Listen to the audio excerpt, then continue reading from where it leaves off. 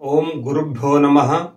भावानो, आपण कैलासाचं दृश्य कुठेतरी एका सिनेमामध्ये किंवा एका फोटोमध्ये बघितलाच असाल। काय असतं त्याच्यामध्ये? एक निसर्गरम्य वातावरणात किंवा एका निसर्ग सौंदर्य असलेल्या जागेमध्ये शिवपार्वती आणि इतर देवताही बसलेली जागा, त्याला आपण कैलास म्हणतो। आणि दुसरीकडे महात्मा बसवेश्वर सांगतात, कायकवे कैलासा, म्हणजे आपण जे काम करतो त्यातच कैलास असतंय म्हणून महात्मा बसवेश्वर सांगतात। भावानो, कैलास हे शब्द केवळ निसर्ग सौंदर्याशी आणि आमच्या कामाशी निगडीत नाही, अजूनही ह्याची व्यापकता मोठी आहे।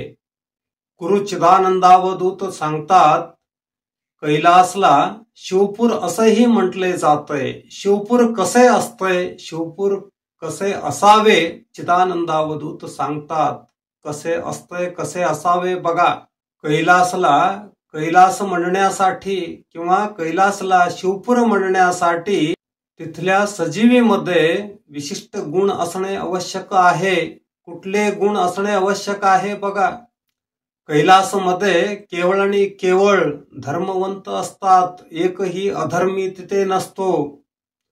कैलासमध्ये सर्वही जीवी न्यायप्रिय असतात, एकही अन्याय करणारे नसते।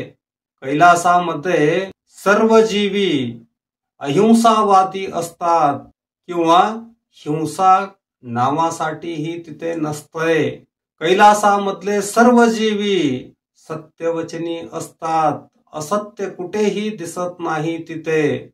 शिवपुरामध्ये केवळ आणि केवळ मित्रत्व दिसतंय, वैरत्व तिथे नावासाठीही नसतंय। चिदानंदावधूत गुरु सांगतात, कैलासामध्ये साप आणि मुंगूस मिळून खेळतात, व्याघ्र आणि गोमाता गाय दोन्ही मिळून खेळतात, असले जागा असते कैलास। शिवपुरामध्ये किंवा कैलासामध्ये क्रूरताही नावालाही नसतंय, फक्त आणि फक्त करुणामयींनी भरलेले असतंय, करुणामयी जीवींनी भरलेले असतंय शिवपूर।